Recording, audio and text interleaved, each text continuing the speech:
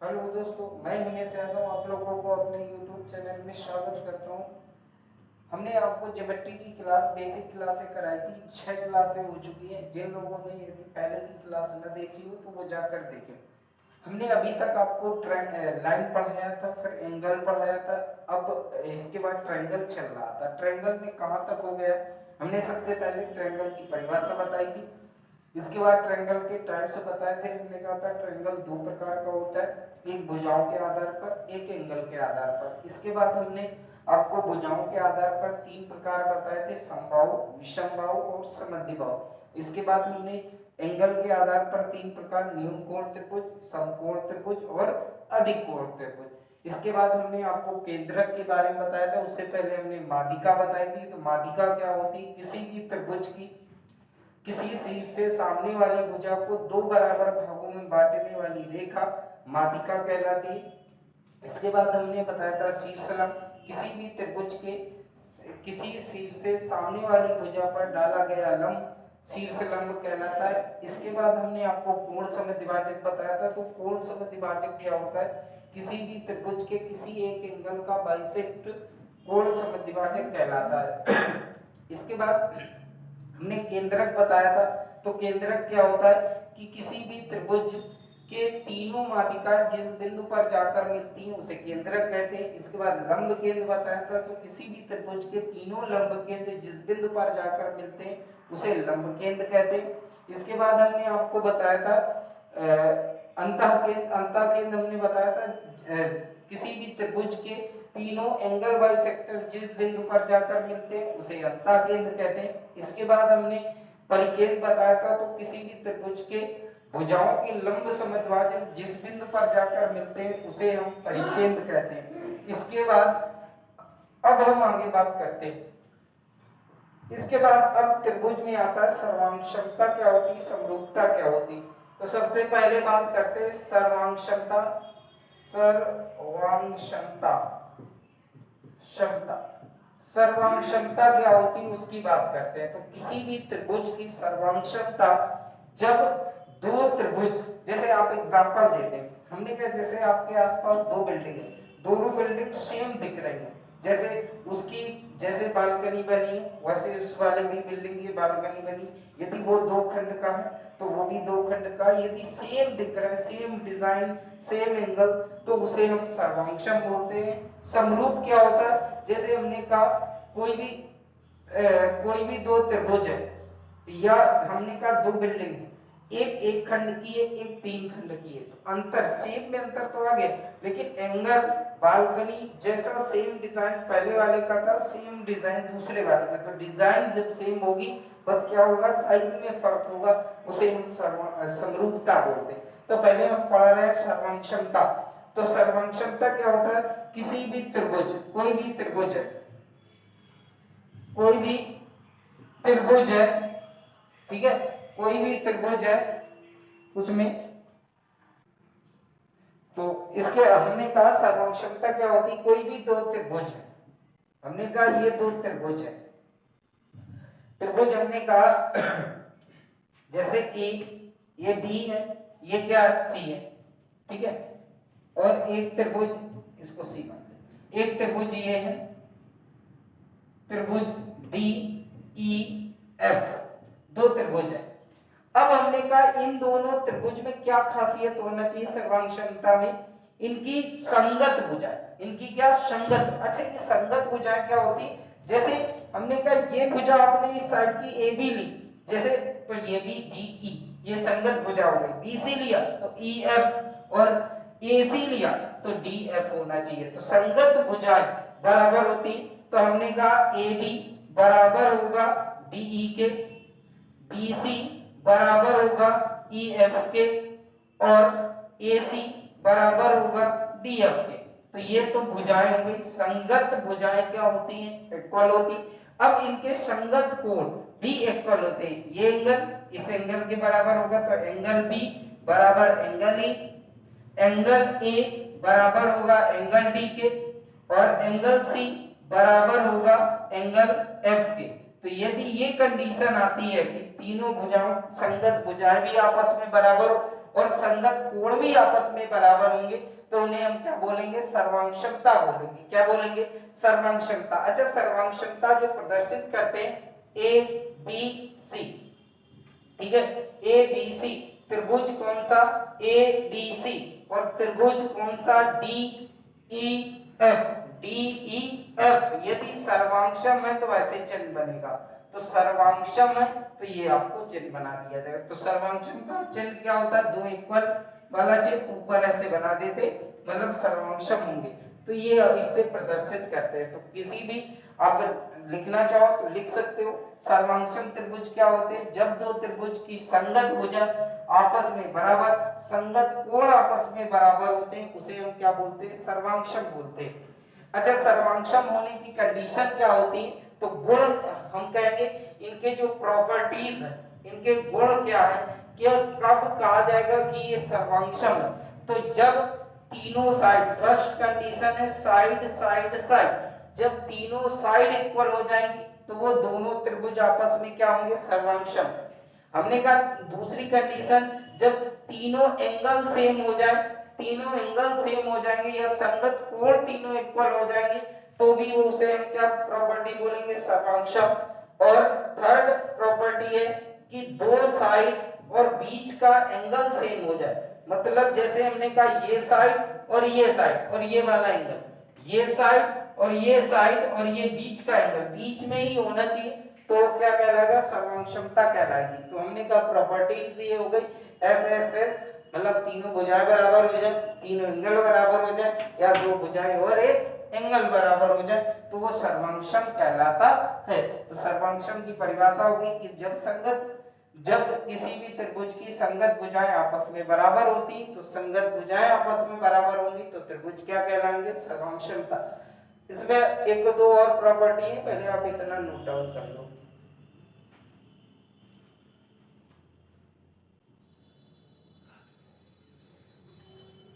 हो गया होगा, चलो इसके बाद जब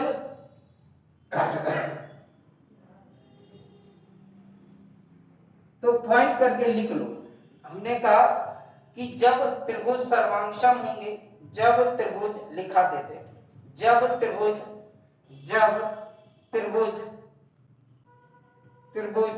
सर्वांगक्षम होंगे तो उनकी माध्यिकाएं शीर्ष लंब कोण समद्विभाजक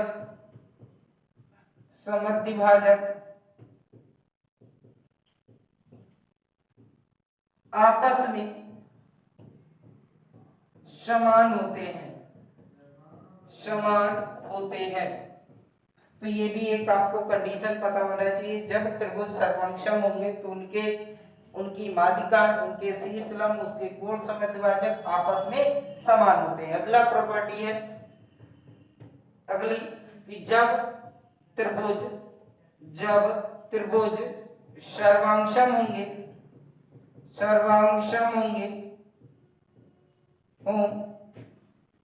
तो उनका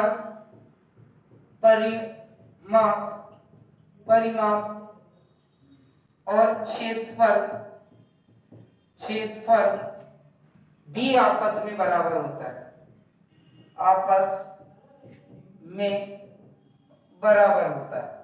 आपस में बराबर होता है, तो जब त्रिभुज सर्वांगक्षम होंगे तो उनके परिमाप और उनका क्षेत्रफल भी आपस में बराबर होता है। तो ये इसके दो पॉइंट और नोट कर लो। इसके बाद अब आगे चलते हैं समरूपता। हो गया, समरूपता, सर्वांगक्षमता हो गई। सर्वांगक्षम में सभी अंग क्या होते हैं, समान होते, परिभाषा के नाम से ही पता चलेगा। समरूपता मतलब जिनका रूप समान हो, समरूपता तो जिनका क्या हो, रूप समान हो, समरूपता समरूपता। अच्छा, समरूपता को कुछ ऐसे प्रदर्शित करते हैं, अभी आप हमको त्रिभुज बनाएंगे तो कुछ ऐसे प्रदर्शित करते हैं समरूपता। समरूपता, अच्छा समरूपता अभी भी बताया कि त्रिभुज जब दोनों का रूप समान होगा उसे हम क्या बोलेंगे, समरूपता बोलेंगे। जैसे हमने कहा एक त्रिभुज है, त्रिभुज ए बी सी, और एक त्रिभुज है डी ई एफ।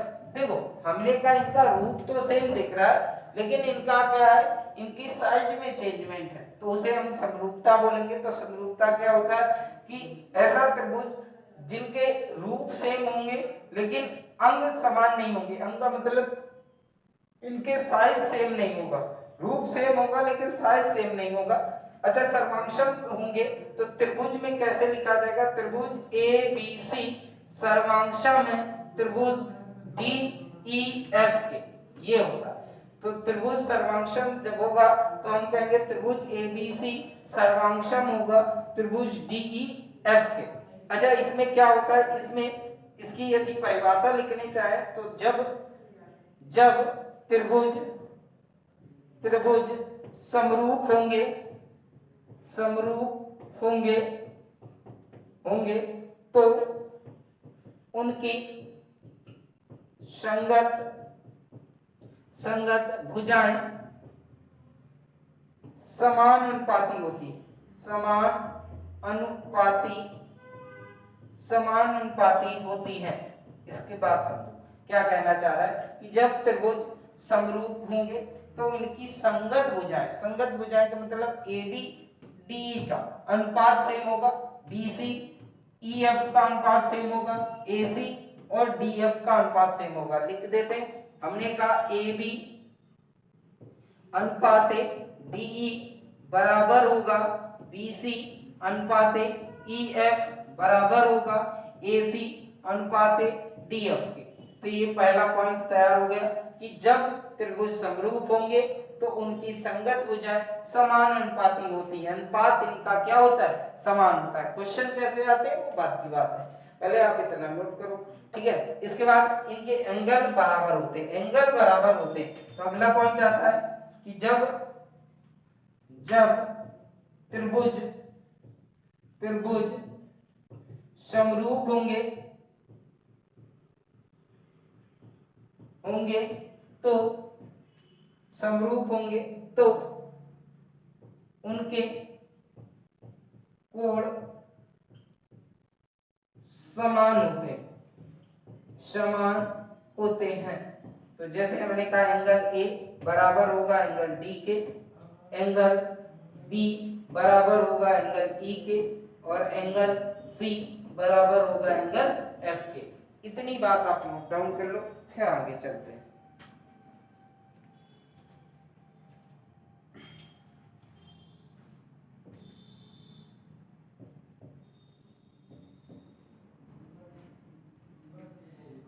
तो हमने कहा जब त्रिभुज समरूप होंगे तो उनकी संगत भुजाएं समानुपाती होती हैं, और जब त्रिभुज समरूप होंगे तो उनके कोण क्या होते हैं, आपस में समान होते हैं। आगे चलते हैं अगले पॉइंट पे।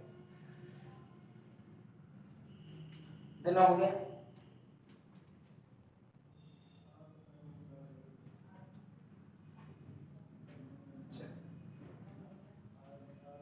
अब और इनमें क्या प्रॉपर्टी होती है, जहां से क्वेश्चन आपके एसएससी में आते हैं वो समझते हैं। हमने कहा दो त्रिभुज यदि क्या है, समरूप है, ये दो त्रिभुज क्या है, एक दूसरे के समरूप है। तो समरूप है तो इनकी संगत माध्यिका, जैसे हमने कहा इसकी माध्यिका m हो गई तो इसकी माध्यिका n मान लेते हैं। तो इनकी संगत माध्यिका, संगत कोण सी लंब शीर्ष, ये माध्यिका होगी,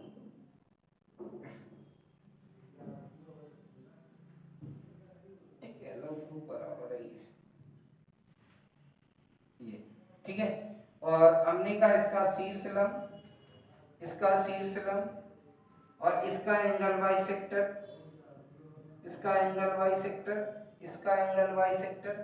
जैसे इसको हम शीर्ष लंब को मान लेते हैं L, इसको मान लेते हैं O, ठीक है, और ये P मान लेते हैं और इसको मान लेते हैं Q।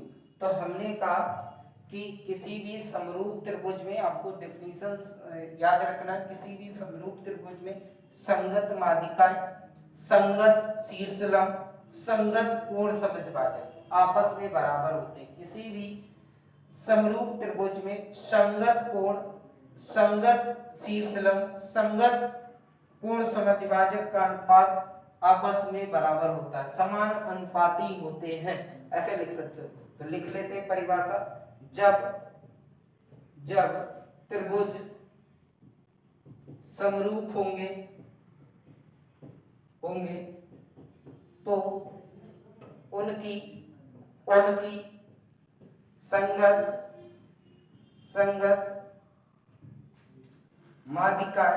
संगत माध्यिकाएं कोण समद्विभाजक या शीर्षलंब और कोण समद्विभाजक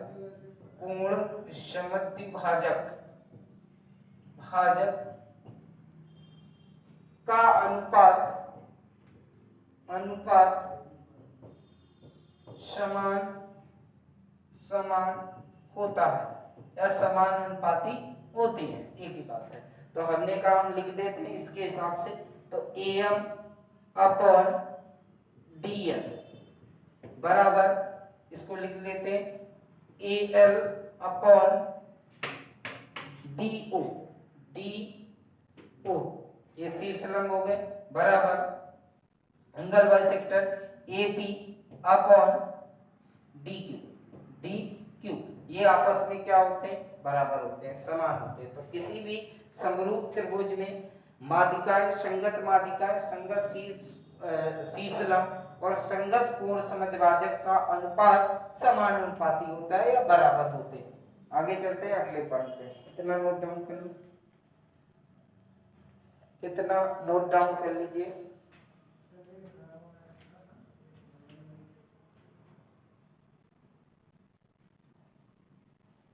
हो गया, चलिए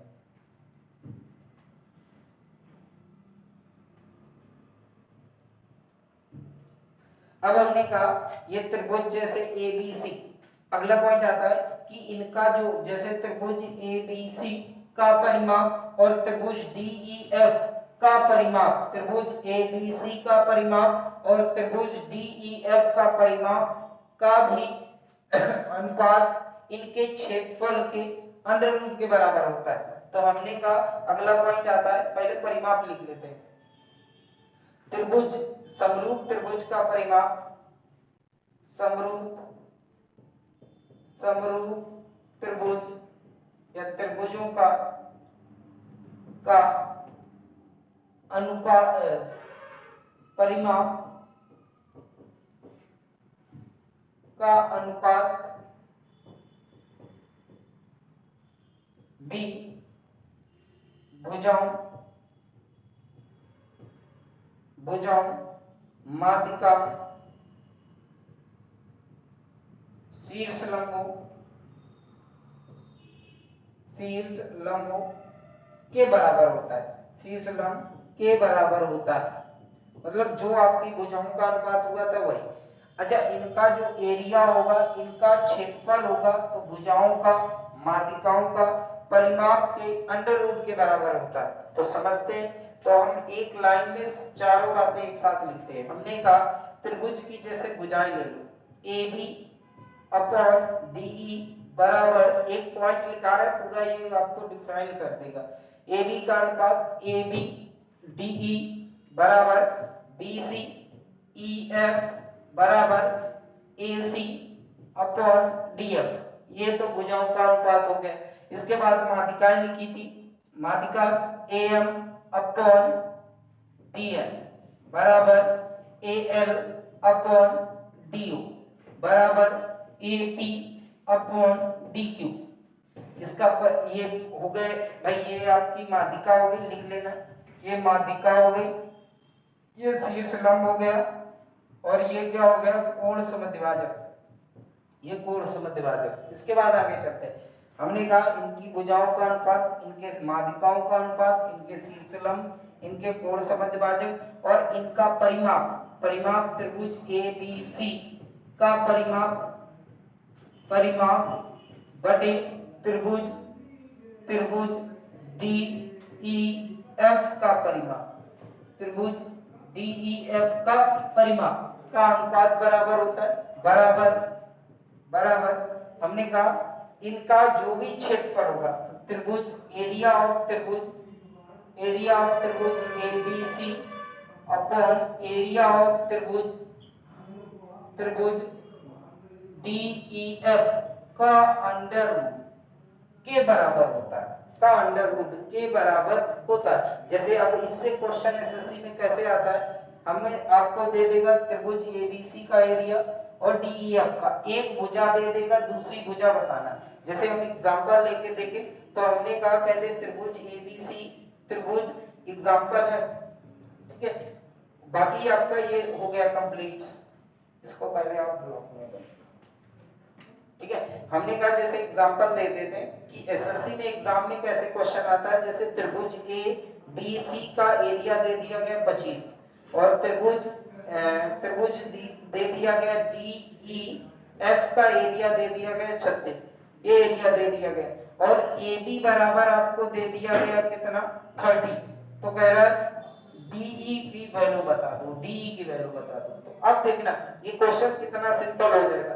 हमें पता है यदि त्रिभुज आगे ऊपर देगा त्रिभुज ABC समरूप है त्रिभुज DEF के, ये बता दिया गया कि यदि त्रिभुज समरूप है, त्रिभुज ABC समरूप है DEF के, तो फिर ये बताओ तो DE की वैल्यू बता दो। तो हमें पता है इनका अनुपात AB, यहाँ पे लिख देते हैं AB अपॉन DE बराबर होता है अंडर रूट एरिया ऑफ त्रिभुज ABC अपॉन एरिया ऑफ त्रिभुज DEF के, ऐसे लिख लिया। तो देखो इसका 25 रखोगे, 25 से बाहर कितना आएगा 5 और 36 रखोगे, 36 से बाहर आएगा 6, तो AB अपॉन DF का अनुपात कितना हो गया 5:6।